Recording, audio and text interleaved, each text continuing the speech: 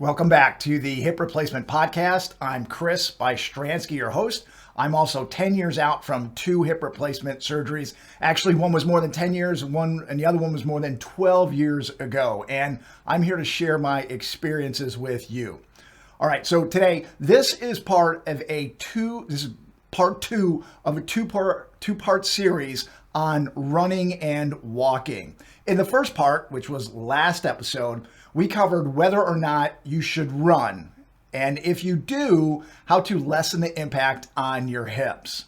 In this part, we'll talk about covering distance faster. All right. So a little bit about me. I have done 2 IRONMAN triathlons. There may be more in my future. I still do some events. I love cycling and swimming and just staying busy, but I've done 2 IRONMAN triathlons, and these were several years ago. And if you're not familiar with an Ironman triathlon, it is 3 different events in one day. It's all part of a single event. The first thing is a 2.4 mile swim. And then right after that is a 112 mile bike ride. And then right after that is a full marathon, 26.2 miles. And I did 2 of them 6 weeks apart after my hip replacement surgeries, okay? So I'm doing these events after my hip replacement surgeries. Now, I was training for a while to get ready for the Ironman triathlon, swimming, walking, running, and swimming, cycling, and all the things. Now, a couple months before my first Ironman, about 3 months before, I ripped up my knee and I tore the meniscus. And what happened was, in the morning, it was a Sunday when this happened. In the morning, I was out for a long bike ride, and then I did a medium length run. And then later in the day, I was in a gym coaching my daughter's volleyball team. And in the gym, I pivoted, and I think my legs were just so sore and my muscles were just so sore and tired that when I pivoted, I tore my meniscus. All right. And I felt it right away. I was on crutches for weeks, had an MRI, saw the doctors, did all the things. And yeah, I had a torn meniscus. Now, after training for so long to do the Ironman triathlons and a 29 event I had coming up, I had a decision to make. Do I scrap everything because I have this knee injury? Or do I complete them the best I can given my skills and attributes at the time? And I decided that I put a lot of time and money into this, a lot of effort, a lot of training. I was looking forward to it. I was not going to show up.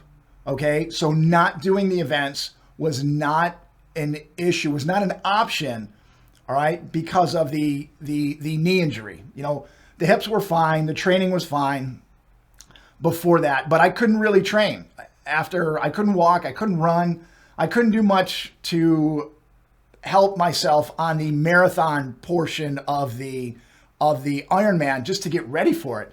So, I was going into the Ironman thinking, all right, I'm going to walk and run some of this. I'm just going to alternate. And what it turns out is I had to walk the whole thing. So on the marathon portions of my Ironmans, I had to walk the whole thing. I was prepared to run. It would have been painful with my knee. I was prepared to run if the cutoff time at the end would have been an issue, but it wasn't an issue.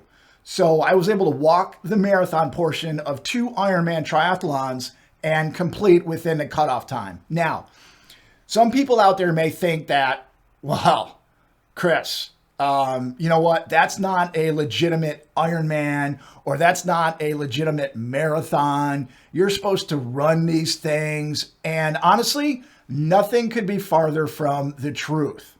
There's no requirement anywhere in any event to run all of it or most of it or any of it. The only thing that matters is that cutoff time. All right. So if you can get to the finish line before that cutoff time, that counts. All right.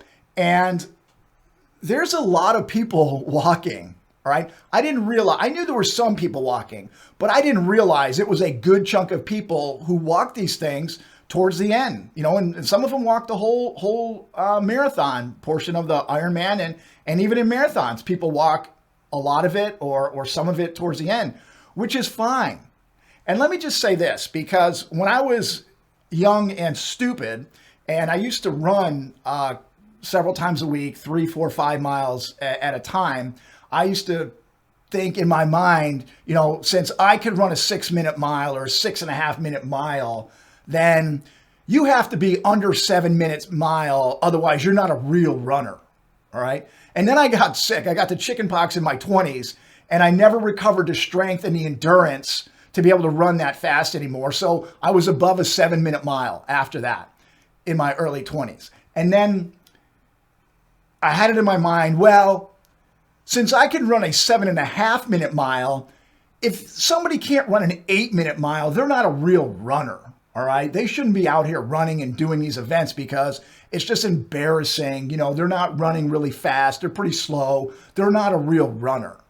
And then when my hips started aching and, I just got a little bit older, I was at a 10-minute mile because I was just out there having a good time. And then I was thinking, well, as long as you're under a 10-minute mile or 11-minute mile or 12-minute mile, that's good too. But if you're above that, you're not really out here running, and you really can't count it as a completed half marathon or 5K or marathon or whatever it is. And that was just my mindset back then. But how silly was that to think that someone has to cover a certain distance in a certain amount of time. Otherwise, they're not worthy, or they're not in essence, a runner or an athlete or anything else. I was actually looking down on people who were slower. And that was just my stupidity and ego. Because it turns out that the only time that really matters is that outside time, that cutoff time. I wasn't a professional. Many of you are not professionals. So if you're interested in doing events, that cutoff time is really the only time that matters. All right.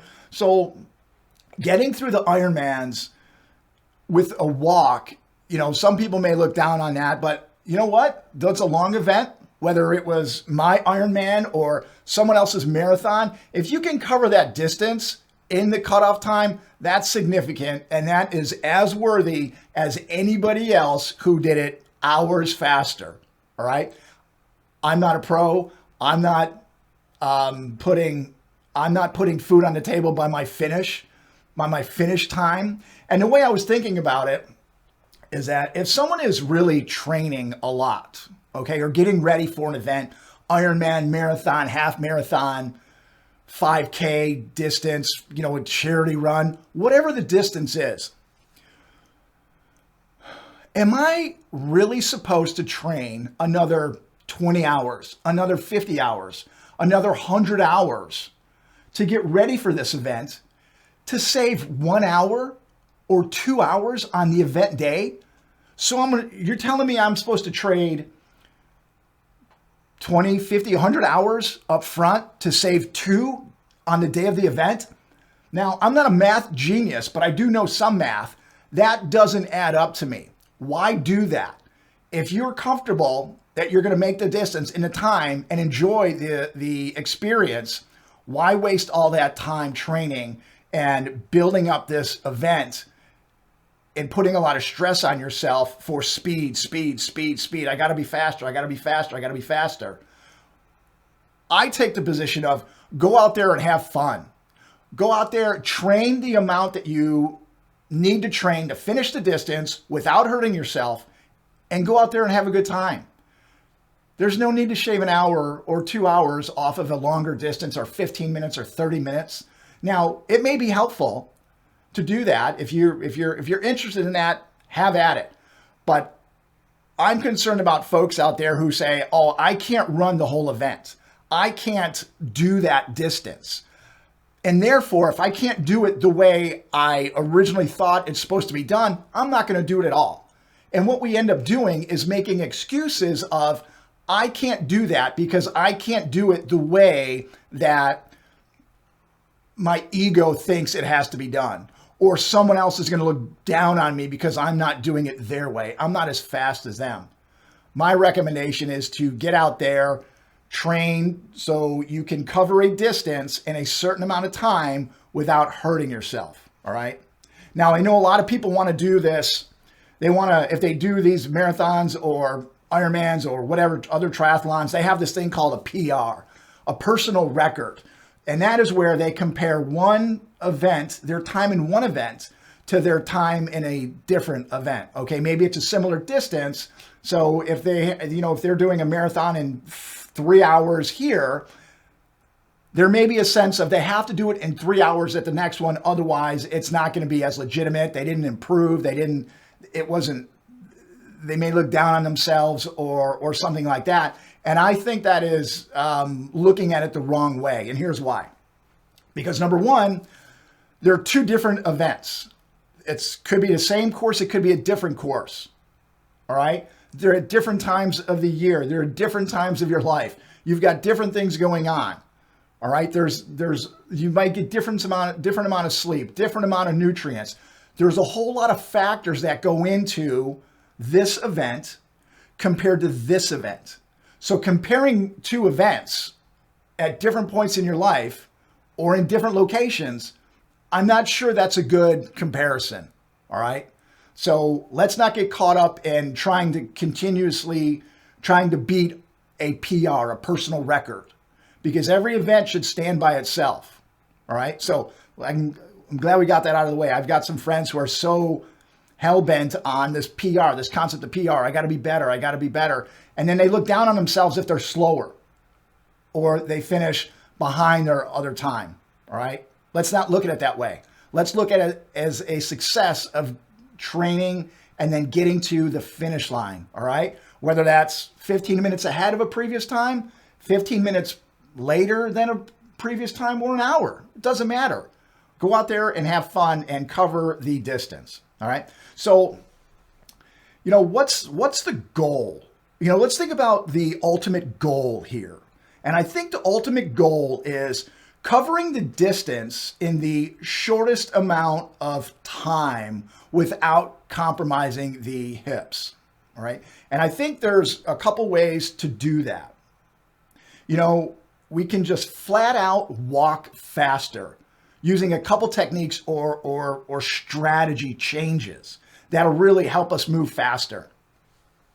So I have a friend who does these Ultraman triathlons. And if you're not familiar with an Ultraman triathlon, it's like an Ironman, but 3 days long. All right. In an Ultraman triathlon, it's 3 days. Day one is a 6.2 mile swim, followed by a 91-mile bike ride, same day. The second day is a 170-ish mile bike ride. I think it's a 171-mile bike ride. And then the third day is back-to-back marathons. So 52.4 miles. So day one, day two, day three. And every athlete has to bring their own team of support because the course is so big that the organization who runs these things cannot support everybody out there on the course. So every athlete has to bring their own support team. And a support team is usually 2 or 3 people in a car meeting up with the athlete every few miles or running with the athlete on the third day. And my particular athlete, he was a friend of mine that I had met at a previous Ultraman when I was volunteering for that. He had done several of these before, and he was successful in some of them, and he was unsuccessful in some of them. And his weakness was the double marathon on the third day. Okay, so I was part of his support crew along with one other person. And in the months leading up, we had team calls to strategize and just talk about what works for him and what we're recommending. And one of his concerns was the marathon, because again, the double marathon, I don't want to say marathon, it's a double marathon. So 26.2 miles. And when you get done with that, your reward is another 26.2 miles. All right. One of his concerns was that he was going to bonk or not make it through the double marathon. And by the way, he's in his early 60s, okay? He's not a spring chicken, but tough kind of guy, all right? He was concerned about bonking or just crashing or not finishing the third day because it had happened in the past. And his explanation, his strategy was to run as far as he could and then walk the rest of the way. I had some concerns about that strategy, all right? And I suggested a new strategy. It took him several weeks to accept it, but eventually he tried it and he was hooked, all right? And that strategy that I suggested was to rather than run at the beginning as far as he could and then walk the rest of the way, how about try this? How about try alternating a run and a walk, and you do that the whole way, the whole 52.4 miles. Let's establish a pattern, a routine, and let's start with 2 minutes of walking, followed by 2 minutes of running, 2 minutes of walking, 2 minutes of running, 2 minutes of get it the whole way. He was hesitant. Again, I think this was because of his ego. How could somebody big and strong and healthy, regardless of his age, no one thinks they're their own age when they're out there doing these things. How could somebody who normally does these big events, how can you walk so early in the event? How can you do that? It's such an ego thing, all right? And we all face that. It's not just him. It's a lot of people. But he tried it. He tested it for several weeks. And he came around in one of the calls, one of our preparation calls. He said, you know what? This might work. This might work because I think I'm faster and I think I'm covering more distance and I'm not as tired. And what's key is that not as tired, because remember, this is on the double marathon is on day 3 after getting beat up for 2 days. All right. So not only do you not get as tired in it, but you're not going to need as much energy to start that day. All right. Which is perfect. So we decided that he decided as well, with some urging, that he was going to do 2-minute walk followed by a 2-minute run the whole day. It was a smashing success, I have to tell you. Not only was it his fastest marathon time ever, but his second marathon of the day was faster than the first one. Think about that. He was going to run until he couldn't run anymore and then walk or limp in the rest of the way. But instead, he chose a different strategy and he walked and he ran. He flipped it every 2 minutes, and he had his fastest marathon ever, and his second one was faster than the first one. I'd call that a success. All right, so we've got 2 approaches to covering distance, all right? Number 1, we can either walk the whole way or alternating between the walk and the run. And here's some keys. So this is important. This is important.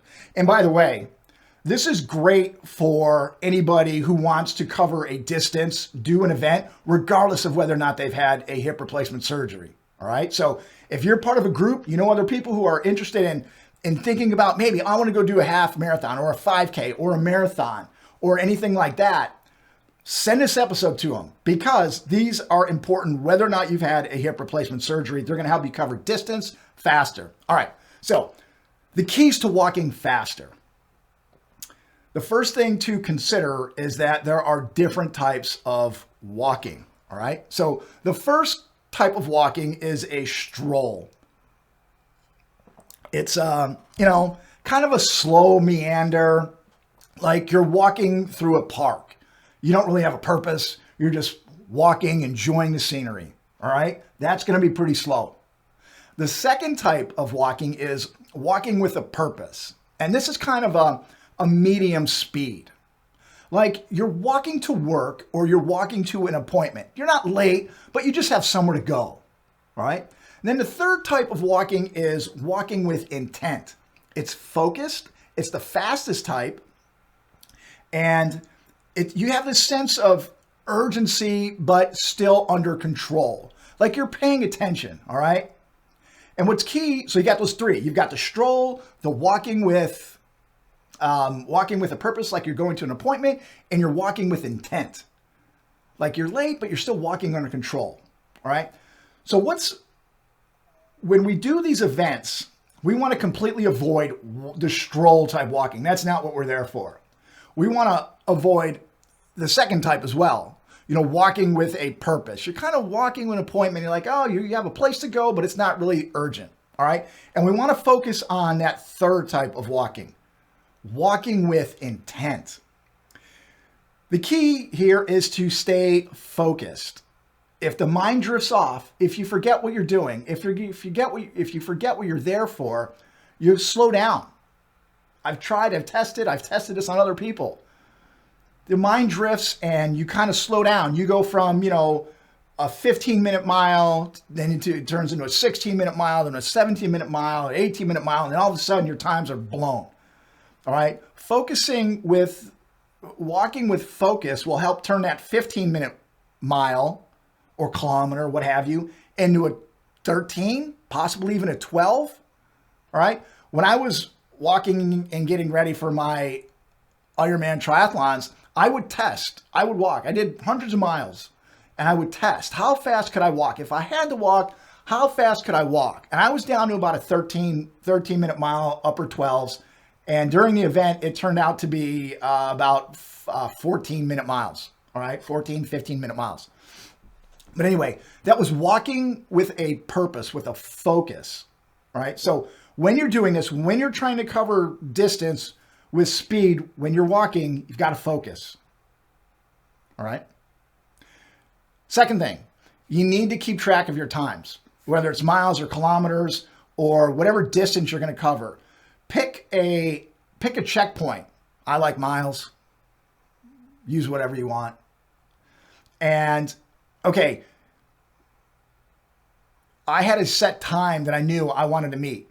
So mine, when I was training, it was about a 14-minute mile. And I knew, without even looking at my watch, I did so many miles that without even looking at my watch, I knew about where I was on my pace. And at the end of every mile, I knew where, okay, that was faster than 14 minutes. I know it. That was less. After 10 miles, I'm still at a 14-minute mile pace. So you got to keep track of these things, of your miles and your times. And of course, you're going to need some type of watch. Get some type of watch that will keep track of your pace, which is the rate of speed that you're currently going, and also your total distance and the amount of time it took. All right. Okay. Now here's where we get technical. Okay. The arm speed controls the speed of your legs. If you want to walk faster, if you want to move your legs faster, you have to move your arms faster. Okay? Think about that. Your arms control the speed of the legs because your legs will match the speed of your arms. The next time you go out for a walk, slow your arms down and then speed them up and see how awkward it feels if your legs do not match that pace. Okay? If you try to move your arms really slow and you're walking, your legs are moving faster, your body's rhythm is all messed up. Same thing with the flip side. If you move your arms fast and purposely move your legs slow, your body's rhythm is all messed up. It feels awkward. Like it's a lot of work to do that. But if you sync up your arms and your legs, you can move your legs a lot faster by moving your arms faster. Okay, so Chris, that's great. Move your arms faster. How do you move your arms faster? Well, you bend them to a 90-degree angle, okay? You don't walk with your arms straight down, with your fingers and your hands down by your knees or below your waist when you're trying to walk with speed. Because think about it. The longer your arm is, when it's extended, the longer it takes to go through a cycle from back to front. This is simple physics, okay? If your arm is straight out, it just takes it longer to go from front to back and then back to the front, one full cycle. If you shorten the arm by bending the elbow to 90 degrees, your arms are able to move back and forward much, much faster. And if your arms move faster, your legs will move faster, okay? So if you're out there walking, give this a shot. Walk with your arms straight down and feel if you're moving faster. Feel your speed. And then walk for some distance with your arms bent and see if your speed just changes, okay? Also, if you don't think that walking with your arms bent at 90 degrees is faster, then why do people run like that? Why wouldn't people run with their arms straight down? Because of the physics. Because moving your arms faster through their cycle from front to back and back to the front for one full cycle is much faster when your arms are bent. Okay? So keep those arms bent. Now, is it going to burn a little energy to hold your arms out like this? Yeah, but it's pretty negligible. I never felt like my arms were tired from holding them up because they're just moving all the time. Now, maybe holding them straight out would be difficult over a long period of time, but as you're moving, you're able to use different muscles in the arms and the shoulders, and you should be able to keep those arms bent at 90 degrees. Now, you might, if you're not focused, those arms might start to go straight down a little bit, so you got to fight to keep them there, fight to focus, all right? So those keep a couple things, okay? Focus, keep track of your time, get a watch, any type of thing that'll keep track of your time and your pace. Check out episode 7 for the watch that I use as a starting point. Your arms control the speed of your legs. So move your arms faster, keep your arms bent to 90 degrees, and they will help move your legs faster. Okay, now, the keys to the walk-run alternating pattern, right? Again, focus on the walk. If you're going to do an alternating pattern, walk and run, practice that. Practice that because you need to find your rhythm. What is the time that works for you? For my friend, I suggested during the Ultraman that he do 2-minute walk followed by 2-minute run. But it may be a minute for you. A minute walk, a minute run, 3-minute walk, 3-minute run, 1.5, whatever it is.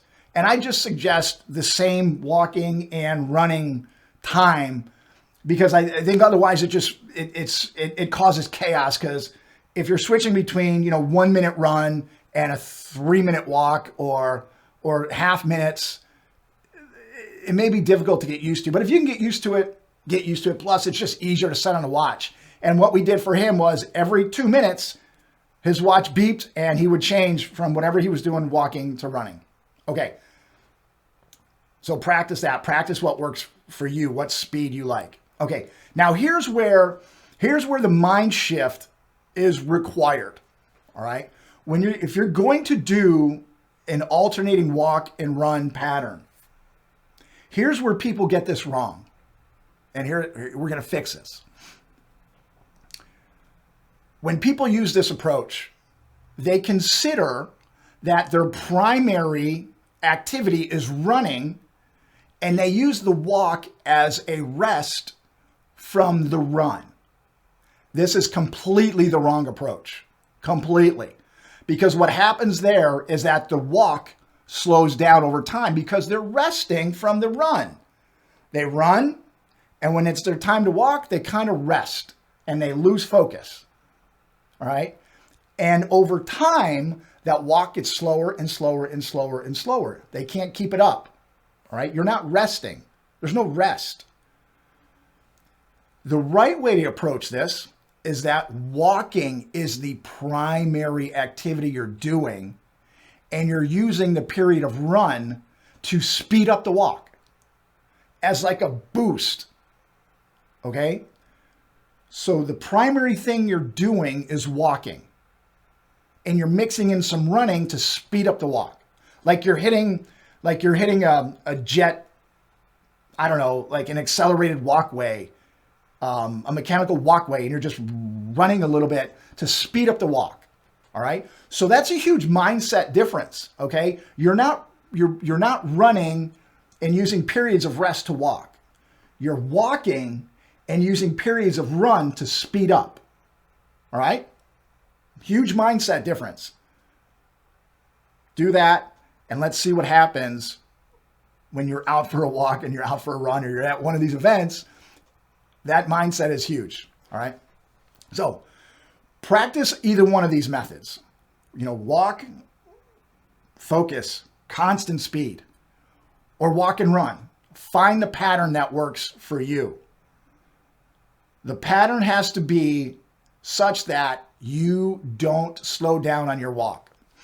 All right. So if you go out for an hour or you go out for 10 miles, that first period of walking has to be the same speed, or maybe your walking even gets faster later on. So when you're walking and running, your walk never slows down. So your first walk is, maybe slower than your last one, but it never slows down towards the end. Okay. All right. So how to do this? Start small. Go out for 5 minutes, 10 minutes, 1 mile. Build up some strength. Stay hydrated, because if you're increasing your distance, you're going to get dehydrated and tired. Stay hydrated. Stay safe. Wherever you go, if you're going to go walk, go run, make sure it's lit. Go with a buddy. Try to avoid cars, avoid traffic. Stay on safe areas. And go do whatever events and reach whatever goals you desire, because they're out there. They're out there. They're fun. I love doing these events because it's a big party and it makes me feel alive. I'm happy to get out there and do events over the holidays, turkey trot, 4th of July type things, runs. So they're good food, good drinks. So get out there. Let's not let our inability or our desire to not run the whole thing stop us from completing these events, because there is a lot of upside to getting out there, being alive, being with active people. And we're not going to use anything as an excuse that stops us from reaching our goals that we can set for ourselves. All right. So you can cover a lot of distance in the least amount of time with the least amount of impact on your hips, whether you're walking with intent and focus or doing a combination of run, walk. Use these two methods and get out there. All right. Get out there, be active, and take care of your health and take care of those hips. Thanks so much for tuning into the Hip Replacement Podcast. And until next time, I wish you the best recovery possible.